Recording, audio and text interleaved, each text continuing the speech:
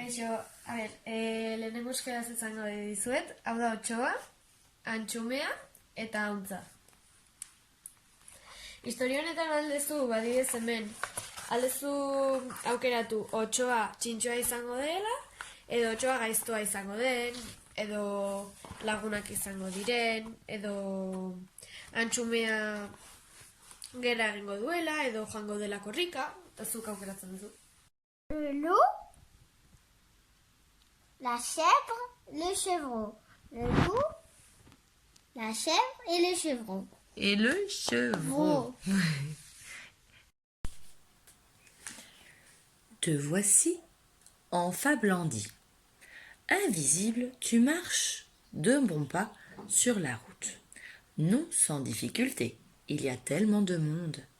Des chèvres et des boucs, des biquets et des biquettes qui vont préparer la fête de l'anti-loup. Et oui, l'animal velu et dentu, le loup redoutable et redouté, a disparu depuis 3 mois. Serait-il mort? Enterré? Aurait-il déménagé? Qu'importe, puisqu'il ne se montre plus, on a décidé de fêter l'événement. N'est-ce pas le loup? Cette forme que tu aperçois à l'orée du bois? Tu n'as pas le loisir de t'interroger davantage, car venant à passer devant une coquette maison de briques rouges, tu entends des cris. « Maman! Emmène-moi avec toi, je t'en supplie. »« Non, mon fils, tu me gênerais pour préparer la fête, et d'abord tu es assez grand pour rester seul. Quelqu'un est dans la peine? Cela te concerne. Invisible, tu passes au travers du mur comme par magie. » Hemen da Fablandiko herriaren zati bat, ikusten dugu etxea eta dena, eta gaur da egiten festa bat, ze otsoa ja joan da 3 hilabete eta ez da itzuli, baina hemen ez duzu ikusten otsoa. Bueno, zuk pasatzen duzu, ez duzu ikusi, bale? Eta entzuten dizutu etxe honetan soinuak eta negarrak.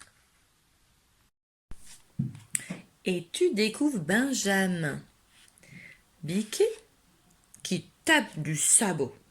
Il a les larmes aux yeux. Il n'est pas content. Sa maman, Blanche, Clémentine Biquet, se soucie peu de lui. Elle se coiffe de son chapeau vert. À petits pois, arrange le nœud de son corsage, enfile un lainage, prend son sac et se dirige vers l'entrée disant « À tout à l'heure, mon Biquet, sois bien sage. » Ouf! Clémentine Biquet se retourne vers son fils. « J'ai quand même un mauvais pressentiment. Le loup pourrait revenir. Écoute, si on sonne, demande qui est là et n'ouvre qu'à moi. Et il te dira le mot de passe. Foin du loup et de sa race. » Orduan, etxean Benjamin dago negarrez, esaten dio nahi duela joan berarekin, ze bere amak bera joan behar da prestatzera festa bat, eta hemen esaten dio, ez dagoela seguru otsoa igual aldela itzuli, eta orduan, esaten dio ez zireki inorri nire izan ezik, eta pasaitza bat eman zion. Ahora que han hablado, podemos elegir, ¿vale? Entonces vamos a elegir si está enfadado, o si Benjamin escucha, o si está preocupado.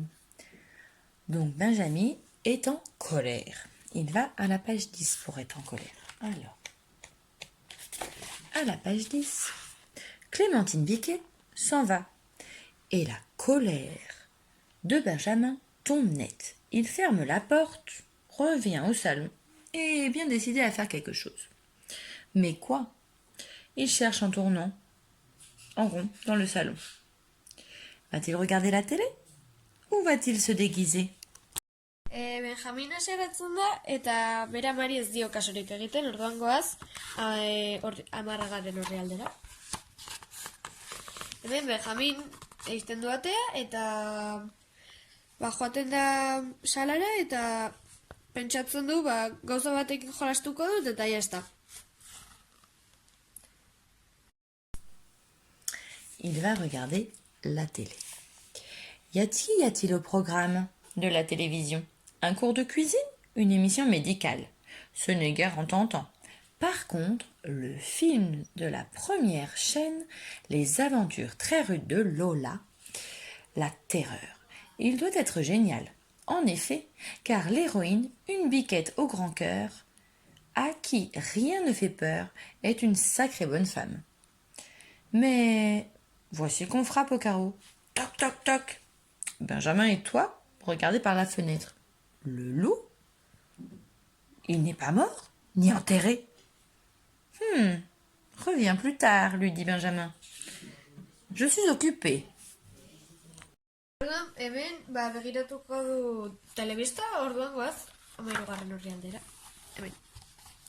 Bale, hasten da telebista ikusten, eta ikusten du, emizio bat oso interesgarria, dela superheroe bati buruz, eta hasten da ikusten. Tok, tok, tok.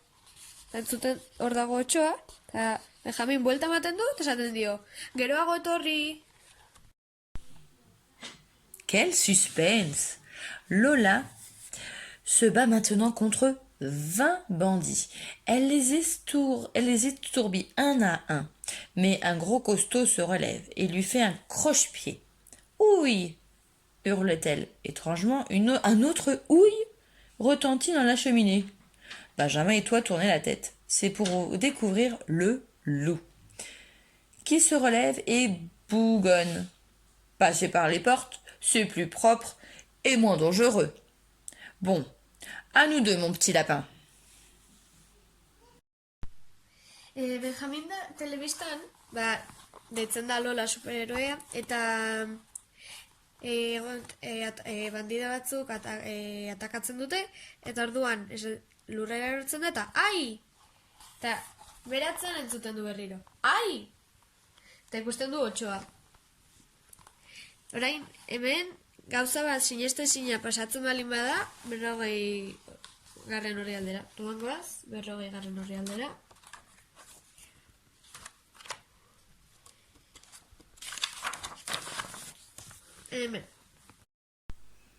Ahora elegimos si se va a pelear o si algo increíble va a pasar. Yo creo que las cosas increíbles me gustan más. Página 40. Chouc. Page 40. Benjamin, tu mériterais que je te tire les oreilles, gronde le loup. Depuis quand n'ai-je plus le droit de regarder la télévision? Benjamin en reste bouche bée. Toi aussi d'ailleurs. Vous voyez alors le loup s'asseoir sur le canapé et se mettre à dévorer la belle Lola des yeux. Bravo, hurle le loup à chacun de ses exploits, tout comme vous. 1 heure plus tard, alors que le film, décidément excellent, arrive à son dénouement, on sonne à la porte. Ding dong. Benjamin peste, mais va ouvrir. Sans demander le mot de passe, évidemment.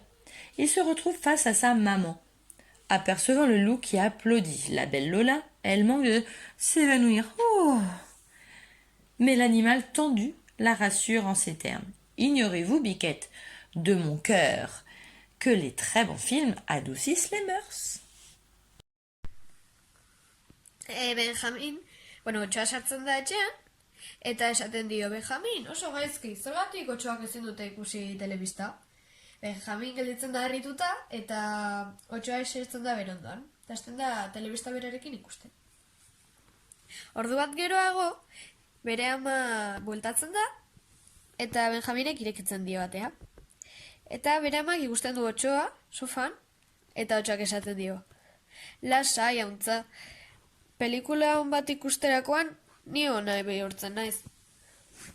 Fin. Pas de l'histoire.